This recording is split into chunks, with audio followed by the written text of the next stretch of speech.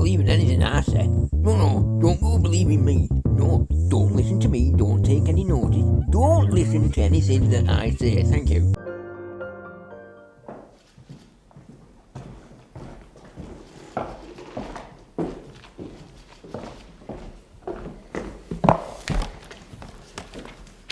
Good afternoon. I want to update everybody about vaccines. Vaccines, but not as you know them, because this is unlicensed, used under emergency, and as you'll hear later on, this isn't even a pharmaceutical item. Good of a minute. And I believe that when everybody looks at the position, people understand overwhelmingly that we have no choice. Understand. Police like using that. That's legalese. Do you stand under what he says? Do you have no choice? He's trying to tell you you've no choice. Funny that. Consent and everything. I think, obviously, everybody, you all, want to be sure that we in government are now using every second of this lockdown to put that invisible shield. What invisible shield? Oh, that'll be the transparency. And that includes more than 650,000 people over 80, which is 23% of all the over 80s in England. And that means that nearly 1 in 4 of one of the most vulnerable groups. They always start stumbling around these types of things, especially with certain names and certain numbers. And that means that nearly 1 in 4 of one of the most vulnerable groups will have in 2 to 3 weeks, all of them, a significant degree of immunity. Remember how they said, oh, you'll get immunity a week after the first jab? Or, oh no, it'd be a week after the second jab. Or no, 4 weeks after the second jab. Oh no, now it's back to 1 week after the first jab. I don't think they actually have a fucking clue. And when you consider that the average age of COVID fatalities is in the 80s, you can see the importance. And when you consider that the average age of COVID fatalities is in the 80s, you can see the importance. And when you consider that the average age of COVID fatalities is in the 80s, you can see the importance. This is about saving the most lives fastest. It's got nothing to do with saving everybody. Never has, never will do.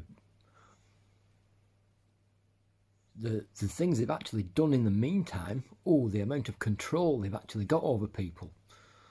The clamouring around the TV or the internet or any source they can to tell you that, if you do anything, you're going to kill somebody. But that's not happening. Is it? And you're going to get some numbers in a bit, their own numbers and their own figures, and it will show their bullshit up. And to help us with meeting this target, we've already have 595 GP-led sites providing vaccines, with a further 180 coming on stream later this week. And next week we will also have 7 vaccination centres opening in places such as sports stadium and exhibition centres. Those 7 sites are the Nightingale hospitals. One of them's already gone, so essentially they're just going to rig another one up. But essentially they're the British equivalent of a fucking FEMA camp. We know that there will still be long weeks ahead in which we must persevere with these restrictions. Long weeks ahead with the restrictions, but they've got a 3-month plan so they can screw around with you. Pointed this out before. Yeah, Matt Hancock, he's a gobshite. But I want to give you, the British people, the maximum possible transparency about this vaccine.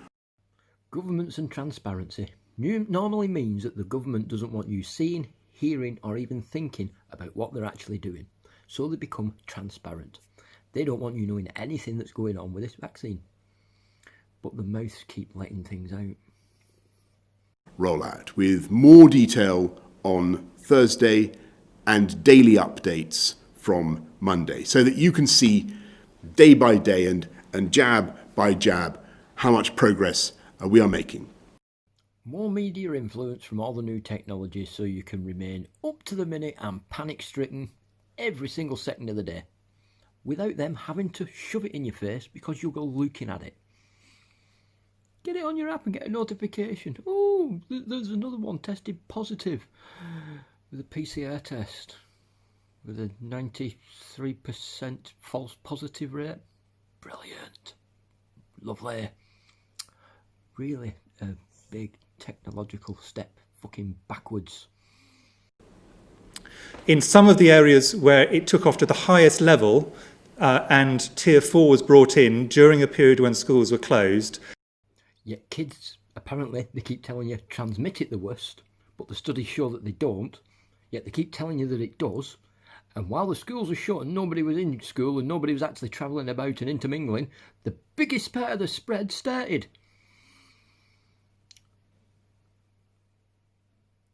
We not fucking twigged this yet. They are, at this point, quite a long way below the first peak, and there are three reasons for that. The first of which is very good news, is that doctors, nurses, medical staff in general are able to manage this disease better than they did previously. Better drugs, things like dexamethasone, but also better treatment all round. Mainly because they're not slapping people straight onto a ventilator, helping to inflate the lungs to 2 psi, and hemorrhaging the lungs, while they're actually struggling with a lung problem. Yeah. That was pointed out really early on and got taken down off the internet. Funny that, isn't it? The second reason is that there is an age effect, that some of the people who are being infected at the moment are younger age than in the first wave, but this obviously, what we've seen previously, is it moves up through the age bands over time.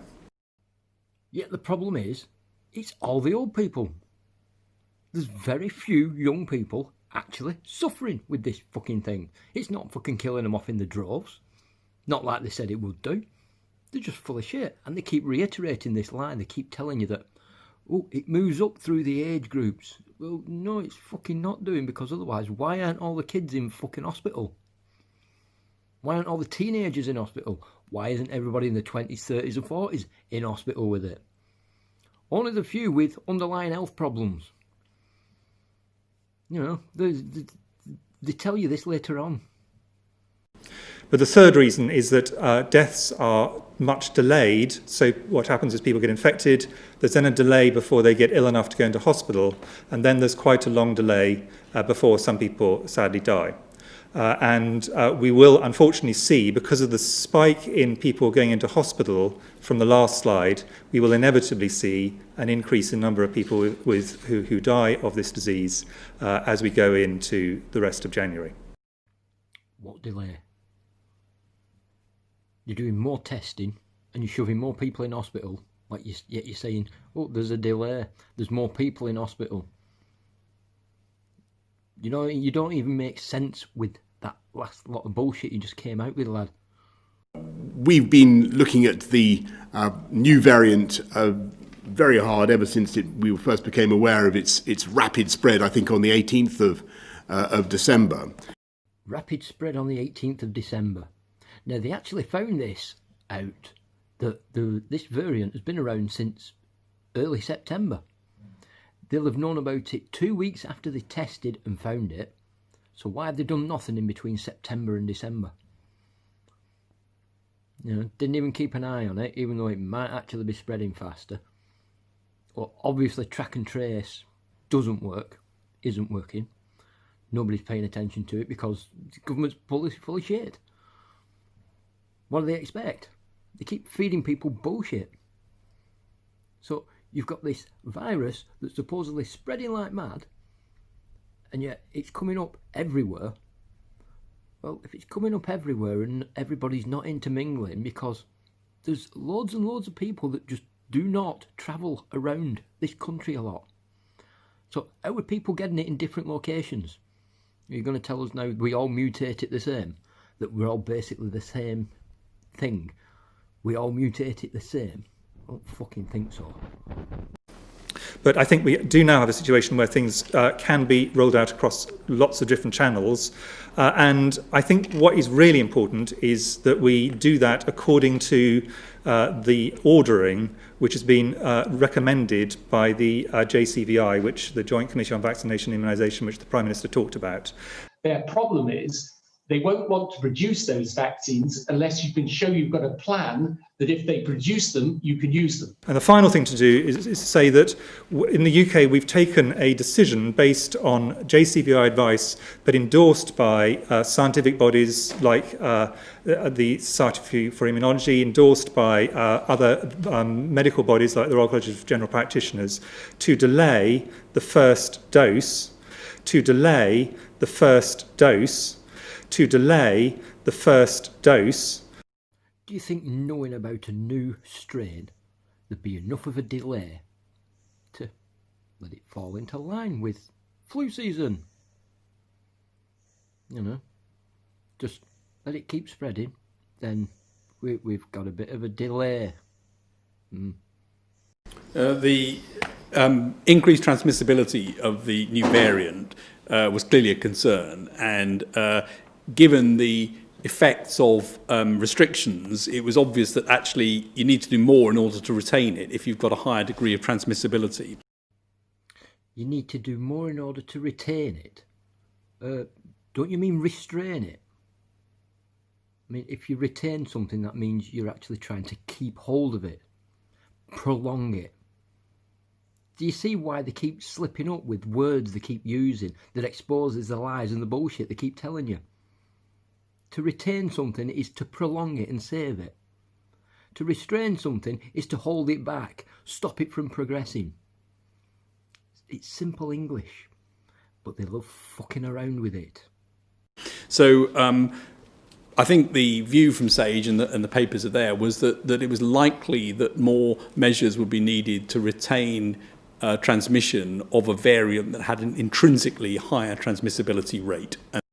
They want to keep it and keep it going for as long as possible. Funny that, isn't it? Go look the fucking words up in a dictionary. Word. And that's indeed what's now borne out, that you see very fast growth, very fast spread amongst all age groups, and it's going to need really much firmer measures in order to keep on top of this.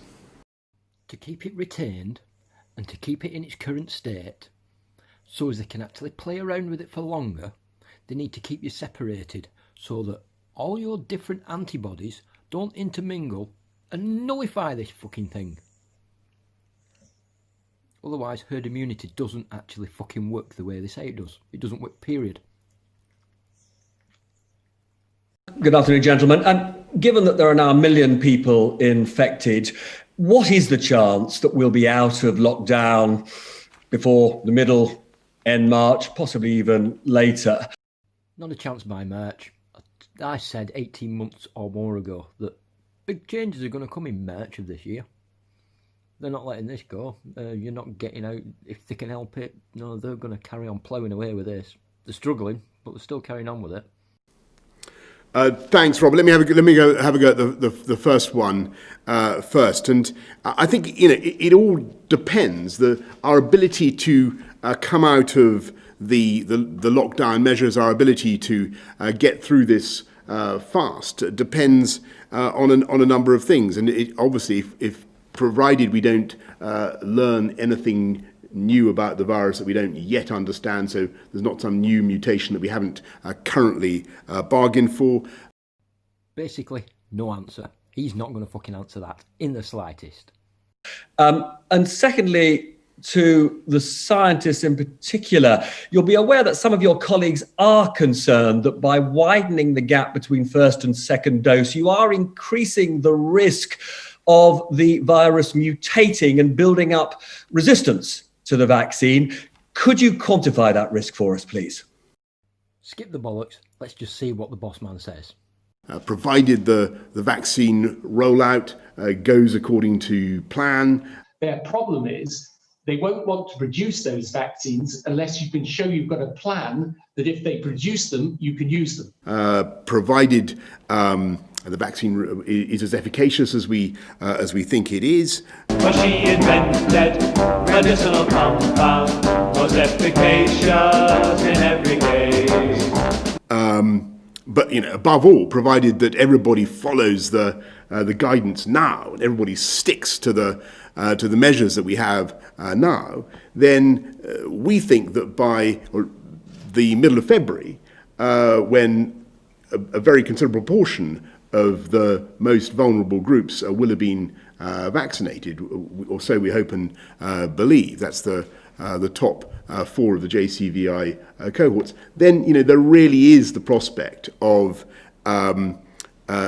beginning the relaxation of some of these measures. I wouldn't put it any stronger than that. But you'll also appreciate that there are lots of caveats, lots of ifs built into that, and the most important of which is that we all now follow the guidance and stay at home, protect the NHS, save lives. No, I'm just going to let the sputtering go along and listen to their explanations that don't make sense. I'll first go with this, but Patrick will want to add to this on the vaccine question. By extending the gap, we are going to, over the next 3 months, be able to essentially double the number of people who can be vaccinated. So if, by a process of not very difficult mathematics, if over that period there is more than 50% protection, then you've actually won. More people will have overall have been protected than would have been otherwise. And our quite strong view is that we think the protection will be quite a lot more than 50%. So therefore, in net public health terms, there'll be substantially more protection by going faster, not with the absolutely complete protection. We fully agree we need a second dose for everybody, but with the great majority of the protection for that initial period, so we get twice as many people vaccinated over that period, and then there will be catch up as we go into spring. So in order to get a readout, you have to have a certain number of incident cases in the control vaccine population. There are obviously some unknowns in that. And there's quite a vigorous scientific debate about some of those unknowns. And one of the things people have raised is a theoretical risk that by having this longer gap, you could actually lead to a slightly increased risk of an escape mutant. We know from the very extensive clinical trials that this wasn't a feature. And that is a real worry, but quite a small real worry within the system. And I think we discussed this, and Patrick may want to add to this, amongst scientists involved in SAGE and others. And I think the general view was the size of the increase in risk is sufficiently small that measured against this ability to double the number of people who actually are vaccinated, the public health arguments are really strongly for doing what we decided to do. And that's why JCVI independently, MHRA were content with us taking this approach, and a variety of other bodies have agreed that this is a sensible balance of risk at the profile. Clearly, if we had infinite vaccine, we might have taken different approaches, but we don't. At this point in time, for the next 3 to 4 months, the number of vaccines we have available is going to constrain our ability to get through the 25 to 30 million people we must do to get through all of the JCVI areas. And whilst this is such a fast-moving virus, at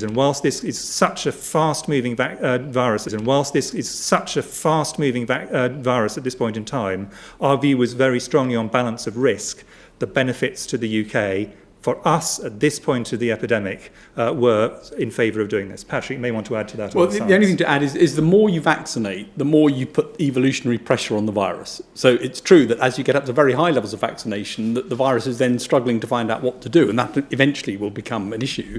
And the virus probably will mutate at that point, and the virus probably will mutate at that point, and the virus probably will mutate at that point, and that means that different vaccines will be needed in due course. That may change with mutations, but this isn't a very variable virus. And one of the, I think, very exciting things about the science behind this is the messenger RNA vaccines in particular are incredibly fast to make in response to new mutations, so that in due course, in years to come, as we think about this, that will be something that I think gives an advantage to being able to get around it. But all vaccination will ultimately put some pressure on viruses to mutate. So on the question of the variants, as a virus replicates, you get changes in the genetic code as new mutations come in and things change. And those changes in the genetic code then lead to changes sometimes in parts of the protein. And that may lead to shape changes or charge changes on the protein that might mean that the virus becomes recognised differently by the immune system. And that's really the concern that people are looking at. If I take the UK variant, what we know is that those changes, and there were 22 changes in the genetic code, made the virus more transmissible. As far as we can see, it doesn't make it hidden from the immune system. So if you had an infection before, actually the evidence is that you probably neutralise this virus as well. Actually, the evidence is that you probably neutralise this virus as well. Actually, the evidence is that you probably neutralise this virus as well, and the expectation is the same would be for a vaccine. And the expectation is the same would be for a vaccine. And the expectation is the same would be for a vaccine. With the South African variant, there's another change. That change is theoretically a bit more substantial in terms of the shape, if you like. So it has a bit more of an effect potentially on the shape of the viral protein, which theoretically gives it a bit more risk of not being recognised. But there's nothing again yet to suggest that's the case. So this is being looked at very actively. And it's worth remembering that when a vaccine is given, you don't just make one antibody against one bit. You make lots of antibodies against lots of different bits. And it's worth remembering that when a vaccine is given, you don't just make one antibody against one bit. You make lots of antibodies against lots of different bits. And so it's unlikely that all of that would be escaped by any mutation. It's more likely that if there's an effect, it's a sort of minor effect to decrease the binding or decrease the efficacy of the vaccine. But we don't know yet for the South African one. That needs to be looked at. But it's a theoretical risk. And every time we see a variant, that's going to be the question that comes up, and it needs to be looked at. But at the moment, you'd say that the most likely thing is that this wouldn't abolish vaccine effect. It may have some overall effect on efficacy, but we don't know. A lot of words, a lot of babbling, a lot of theory. Don't know. And on the question you asked me, if we did not do the things all of us must now do, if people don't take the stay at home seriously, the risk at this point in time, in the middle of winter with this new variant, is extraordinarily high. What is going to happen over time is the risk level is gradually going to decrease. It's not going to be it's really bad and then suddenly it stops. What is going to happen over time is the risk level is gradually going to decrease. It's not going to be it's really bad and then suddenly it stops. We're going to essentially have the risk walking down a path. Things will be able to be lifted by degrees, possibly at different rates in different parts of the country. We'll have to see. And the government has made very clear that ministers prioritise education, for example, as one of the things that would go early, but that's a ministerial decision very much. But the things will be lifted stage by stage. And will then get over time to a point where people say this level of risk is one that society is prepared to tolerate. And will then get over time to a point where people say this level of risk is one that society is prepared to tolerate, and lift, right down to almost no restrictions at all. We might have to bring a few in the next winter, for example. That is possible, because winter will benefit the virus. But the aim of this is to de-risk it as much as possible by the vaccine, to the point where actually we get to the stage where the risk is incredibly low relative to where we are now. And we just say, just as we do with flu, where every year, roughly on an average year, about 7,000 people a year die. In a bad year, up to 20,000 people a year die. We accept there is a level of risk that society will tolerate. 7,000 people a year from the flu. And we've shut the country down over, what was it now? 1,588. Is it making sense yet? And we should tolerate people die. That's one of the things that happens. And we should tolerate people die. That's one of the things that happens. And we have to do that at a certain point. But that's a political decision. That's a societal decision. If we succeed in vaccinating all those groups, we will have removed huge numbers of people from the... And of course, that will eventually enable us to lift many of the restrictions we have endured for so long. What we can do, though, with the vaccine is take the risk down and down, initially with the mortality, then the big pressure on the NHS, then the risk of people actually having infections which could lead to things like long COVID, because younger people can still have really serious problems with this. And those risks, little by little, will be reduced by vaccination. But zero risk is not something which is a realistic possibility, and this will not happen in a single bound. It'll happen by degrees. The rate limiting factor at the moment is making sure that we can get enough vaccine where we want it fast enough. And one of the problems, as you know, is that the AstraZeneca vaccine, which has just come on stream, needs to be properly batch tested, properly approved before it can be put into people's arms. And this is just a process that takes time to do. So in order to get a readout, you have to have a certain number of incident cases in the control vaccine population. I think the key to this is all of us buying into this. I think the key to this is all of us buying into this really seriously. If we all buy into this, people stay at home, if people, apart from the things which are like work, going out for essential shopping, exercise, if people stick to those rules really strongly, and at the same time, the NHS is vaccinating as fast as it can, then our hope is the lockdown will be enough. But we've all got to do that. This has very much got to be a collective effort. No one can do this on their own. You can't just do it by rules. It's got to be people buying into this really seriously. You can't just do it by rules. It's got to be people buying into this really seriously. Buying into this really seriously. Buying into this really seriously. In terms of longer term things, obviously what we all hope is that we can get a vaccine program that actually means we don't need anything in the future at any stage. That would be the ideal. But I think it's also important to understand that this coronavirus is not going to go away just as flu doesn't go away, just as many other viruses don't go away. And the time that benefits them most is always winter. That's one of the reasons we're having problems now, along with the new variant. And therefore, we just need to keep an open mind about that. The hope would be we don't need to do anything, certainly nothing on the scale we're having to do at the moment, because vaccination should take the great majority, possibly all, of the heavy lifting.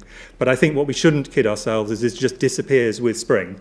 What will happen with spring is the risks go right down. Hopefully we'll have spring, summer and autumn, possibly winter as well, with almost nothing in place. What will happen with spring is the risks go right down. Hopefully we'll have spring, summer and autumn, possibly winter as well, with almost nothing in place once the full vaccination programme is through. Their problem is they won't want to produce those vaccines unless you can show you've got a plan that if they produce them, you can use them. But we just need to be aware of the fact this is not a problem that just disappears. One thing that we do not think is that this new variant is any more dangerous for children than the old variant is. And there's no evidence, for example, that the hospitals are filling up with children. There is always a risk with any infection to people of all ages, but children are relatively much less affected. Than other areas, than other groups, which is one of the few good things you can say about coronavirus, and that will be important when schools can go back. In terms of vaccination priority, I think from a clinical point of view, the real priority is to make sure that we know who the people are who are by far the most likely to die and are by far the most likely to end up in hospital. The real priority is to make sure that we know who the people are who are by far the most likely to die and are by far the most likely to end up in hospital. And that it's that ordering which the Joint Committee on Vaccination and Immunisation, JCVI, has put in place, and which everybody who's looked at this has agreed this is correct ordering. Lots of academics, lots of others have looked at it, and they all agree. So I think it's very important that that ordering, which takes us down not just to the first 4 tiers, which the Prime Minister talked about, but all the way down to people who are in their 50s, which would include some teachers, obviously, and people who've got underlying health conditions, is followed through, because those are the people who are the most likely to come at risk. Then that still leaves around half of slightly more than half of the population, and there will have to be some decisions made about that in due course, but we are some way from that, and I think the key thing is prioritise those who are most likely to come to clinical harm, Emergency use, unlicensed, and zero liability. Brilliant. I think the key thing is prioritise those who are most likely to come to clinical harm. A final point on the vaccine is neither of the vaccines are currently licensed for use in children. So neither of the vaccines are currently licensed for use in children. So we would not be going down that path at this stage, but that may obviously change over time. If you don't buy into it and you don't all sign up, we're going to start targeting your kids. Thanks very much, everybody. I appreciate that this is a very, very tough final stretch for this country. It's been made tougher by the new variant, much tougher, alas, by the new variant. But the jabs are going in to people's arms day by day. We'll keep you updated on what is going on. And in the meantime, I must repeat the basic message. What we've got to do is to stay at home, protect the NHS and save lives. Thanks, everybody.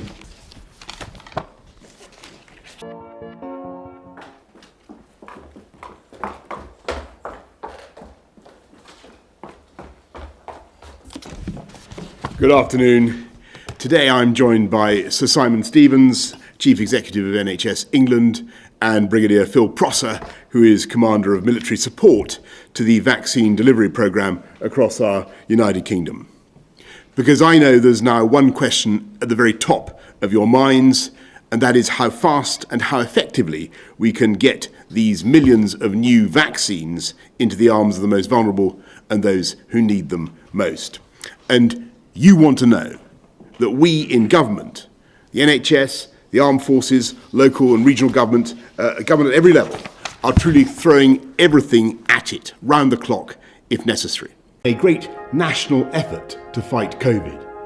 And there's no doubt that in fighting the old variant of the virus, our collective efforts were working and would have continued to work. But we now have a new variant. And I believe that with the country once again in lockdown and all the difficulties that means for you, for your family, for students, for education, for your businesses, and of course with the tragic number of deaths that we're seeing and that we've seen today, you have a right to understand exactly how we're cracking this problem and how the national vaccine effort is progressing. And you rightly want to know how we're going to reach the target that I set out earlier this week. If we succeed in vaccinating all those groups, we will have removed huge numbers of people from the... And of course, that will eventually enable us to lift many of the restrictions we have endured for so long. Of offering a slot for vaccination by 15th of February for everyone in those key groups identified by the Joint Committee on Vaccination and Immunisation. That means vaccinating all residents in a care home for older adults and their carers, everyone over the age of 70, all frontline health and social care workers, and everyone who is clinically extremely vulnerable. And I think the key thing is prioritise those who are most likely to come to clinical harm. That's over 12 million people in England and 15 million in the UK, including older care home staff, older care home residents and staff, everyone 70 or over, all frontline NHS and care staff, and all those who are clinically extremely vulnerable. And just to remind you of the importance of these groups for fighting the disease, they account for 88% of all those who have sadly lost their lives. They account for 88% of all those who have sadly lost their lives. And so our tactics are first to use the immense natural capacity of the NHS. And by the end of the week, there will be over 1,000 GP-led sites providing vaccines, 223 hospital sites, 7 giant vaccination centres, 7 giant vaccination centres, and a first wave of 200 community pharmacies. If all goes well, these together should have the capacity to deliver hundreds of thousands of vaccines per day by January the 15th, and it is our plan that everyone should have a vaccination available within a radius of 10 miles. And it follows from that that the limits will not be on our distributional power, but on the supply of vaccines.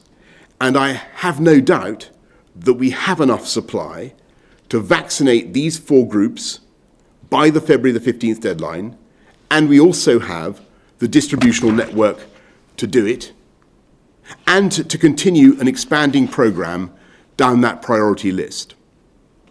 Yes, let's be clear, this is a national challenge on a scale like nothing we've seen before, and it will require an unprecedented national effort. And of course, there will be difficulties, appointments will be changed, but as Brigadier Prosser will shortly explain, the Army is working hand in glove with the NHS and local councils.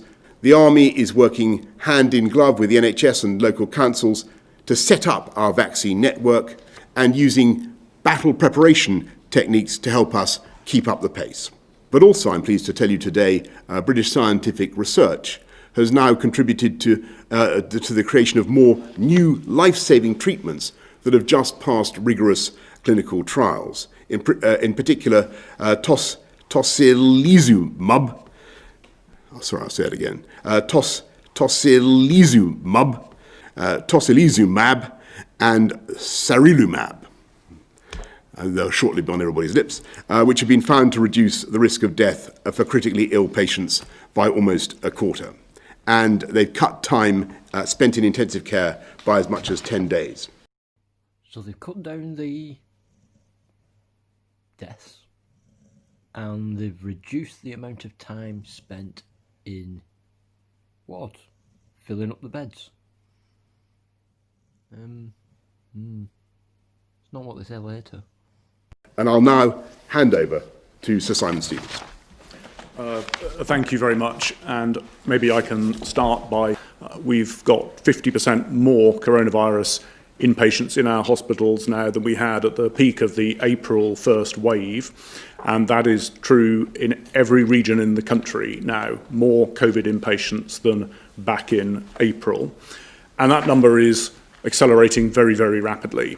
We've seen an increase of 10,000 hospitalised coronavirus patients just since Christmas Day. Now, under normal circumstances, year in, year out, just how many of those people do you think would have actually just stayed at home and dealt with it?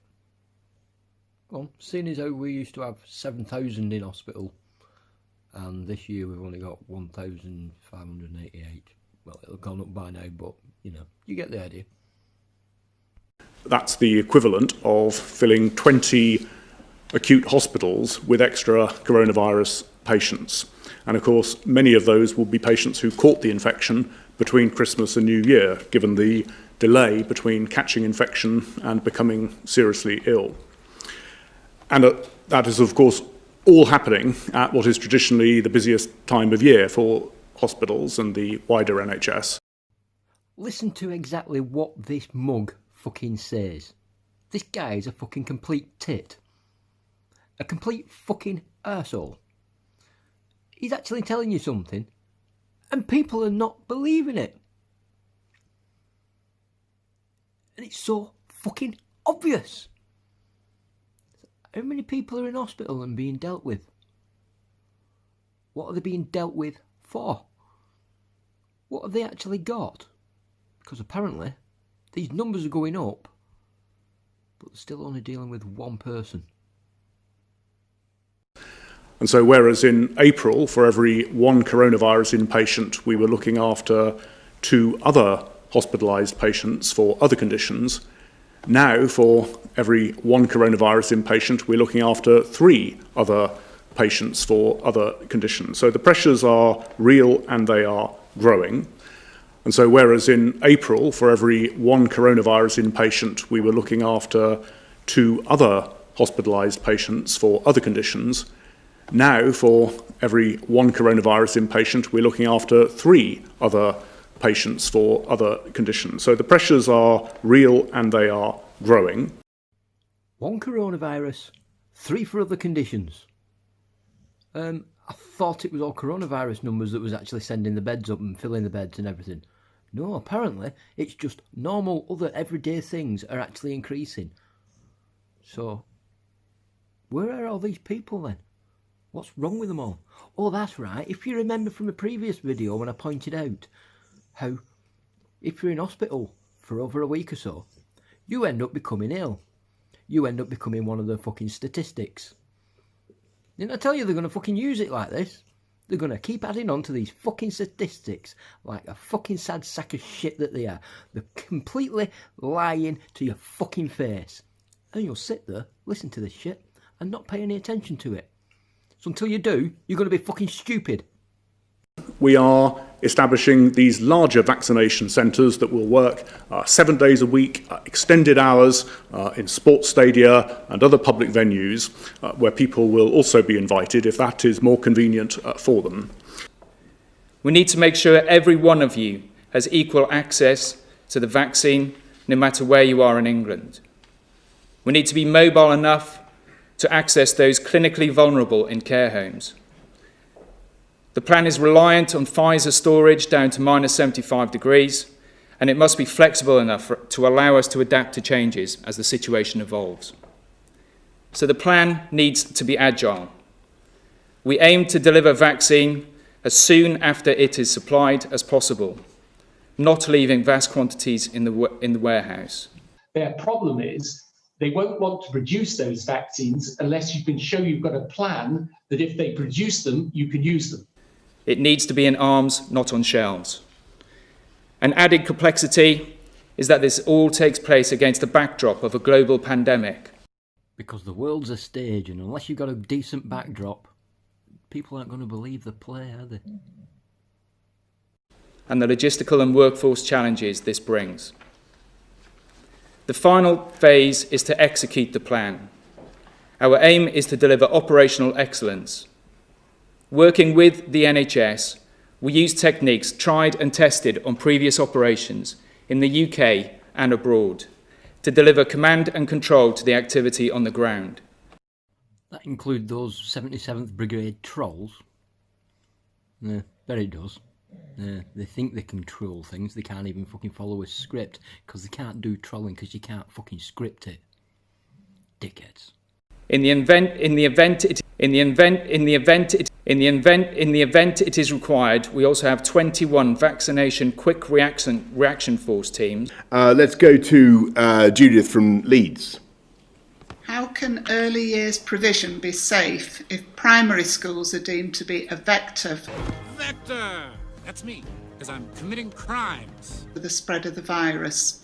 Is this not defeating the purpose of this lockdown? We believe that schools are safe and indeed all places of education are safe, Judith, including early years provision. It's just that we have to look at the overall budget. There is a lot of concern amongst NHS staff about the people out there who do not believe this is happening, that this is all fake news and that hospitals are empty. What message do you have for them?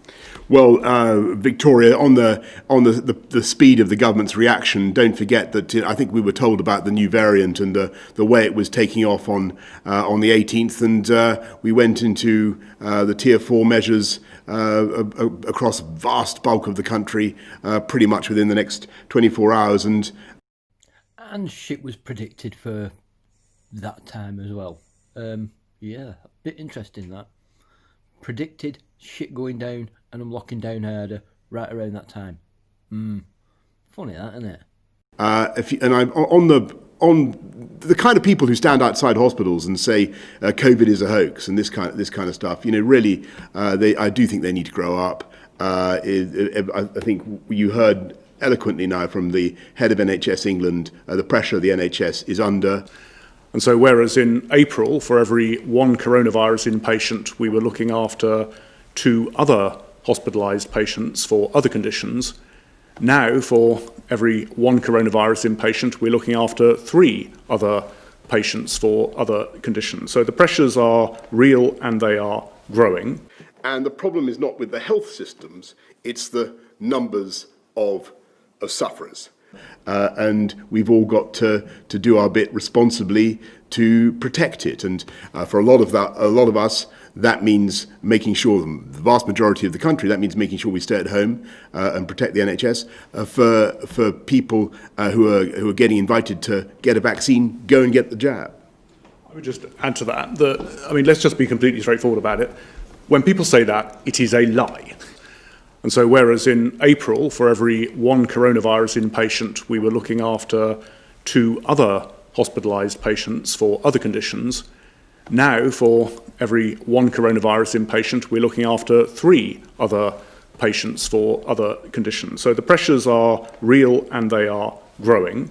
We're not just going to let that sort of find its own level. We're also going to make sure that we are paying particular attention over the next 4 or 5 weeks to those groups who we definitely want to see come forward where there's been some targeted misinformation, including some of the minority ethnic communities across the country who are being really disgracefully targeted with nonsense about vaccination. And then if vaccine supply is such that after everybody who's come forward and wants to come forward has done so, we've still got vaccine available, then obviously we will be coming back to government and asking government and the chief medical officers for their permission to use that in other ways. We want to make sure that the vaccine supply we've got gets into people's arms. Their problem is they won't want to produce those vaccines unless you can show you've got a plan that if they produce them, you can use them. On your first point, look, the situation in London, as well as across parts of the southeast and increasingly the rest of the country, given this new variant, is very serious. We are seeing over 800 patients a day admitted to London hospitals with coronavirus. That is the equivalent of a new St Thomas's hospital full of COVID patients, fully staffed, every day, or a new University College hospital full of coronavirus patients every day. Now, for every one coronavirus inpatient, we're looking after 3 other. Now, for every one coronavirus inpatient, we're looking after 3 other. So it is absolutely vital that the measures that are now in force do begin to have an impact on slowing and cutting the infections across London and the rest of the country. In the meantime, what hospitals are doing, as you probably know, Chris, is they are expanding their critical care into other parts of the hospital, so-called surge capacity. So we've got over 1,300 of these surge critical care beds open across the country. So in total, that would account up to around 4,800 beds for the nation. That is putting obviously great pressure on staff. That's what we will continue to do, but it is vital that the infection rate now comes under control. But your problem is you've got one increased other medical condition to deal with, not corona. Do you want to start making fucking sense, you fucking arrogant fucking pleb? Let's go to Will James of Reuters. Thank you. A question for Sir Simon first. People who had their first shot of the Pfizer vaccine, they're getting worried because they had their appointments cancelled that they're not going to get their second shot. Can you guarantee that they will get that vaccine in their arm in time, the second dose? And to the Prime Minister, you sit at the top of a pyramid of experts, scientists, analysts, advisors. You see all the information and all the forecasts, and you make your policy decisions based on that. The people don't see that information, but they want to be able to judge how bad things are going to get, and they want to be able to judge your performance, your government's performance against that target. So based on the decisions that you've made, what is your expectation of the overall toll of this virus come the spring? Oh, you mentioned a pyramid. I don't think he's going to be giving you an answer for that, really. No. Should have said tripod. Okay, well, on the first question, well, the answer is a very straightforward one, which is yes, people will get their second jabs, whether that's Pfizer or AstraZeneca, because the data from the Pfizer jab shows that after 12 days, you've got perhaps 90% plus of the benefit anyway. Well, I can't give you that number, but the number will depend, of course, on how successful we are in rolling out the vaccine program. I'd like to pick up on some of Sir Simon's comments about London hospitals, which are pretty much staring into the abyss right now. They are described as being less than 2 weeks from being overwhelmed, even under the best case scenario. Why wasn't more done to stop us ending up here? And what are you doing right now to help the capital's hospitals? The London hospitals are expanding the number of beds they've got available. They're making use of the independent sector. The London NHS intends to open the London Nightingale next week, which also, by the way, will be being used as one of our large vaccination centres so that Londoners have the option of being vaccinated there. That doesn't sound right clever.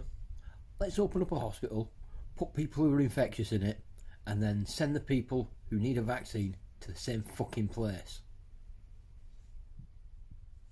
Yeah, that's what he's saying. And my second question is for all of you, really. When the vaccine was announced last year, many people expected that they would soon be able to hug their elderly relatives again and that care homes would be able to open their doors within weeks. Can you really spell out for us what the reality of the position is now? How long before grandma can be hugged? How long before care homes can let residents have a day out with their families? There are lots of conditionals for the February 15th deadline. If the vaccine programme goes ahead at the speed that we've all been talking about this afternoon, if there are no new variants that we uncover that mean we have to change our plans again, if the vaccine remains efficacious, and we've got no reasons to think that the vaccines are not efficacious at the moment. Was efficacious in every case. Then I really do think that by February the 15th, there will be the chance, I hope very much there will be the chance to look at some relaxations of restrictions. And as I've said, schools will certainly be the priority that we want to address. And to repeat, I do think that things will be, as the Chris Whitty and others have said, I do think things will be much better by the spring. By April, things will be very different. So what's that? Oh, by April. Funny that, isn't it? Told you. March 2021. Oh, he's on about April now. None of this shit's stopping until April. But all that depends on the rollout of the vaccine programme, which we've discussed, and you'll be hearing a lot more about, but above all, on our continued willingness to come together, protect the NHS, stay at home, and save lives. Thank you all very much. Guinea pigs.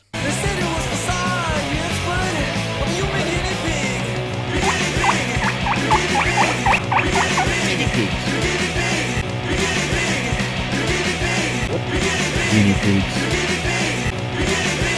Called an anaphylactoid reaction, which symptoms could be Guinea pigs.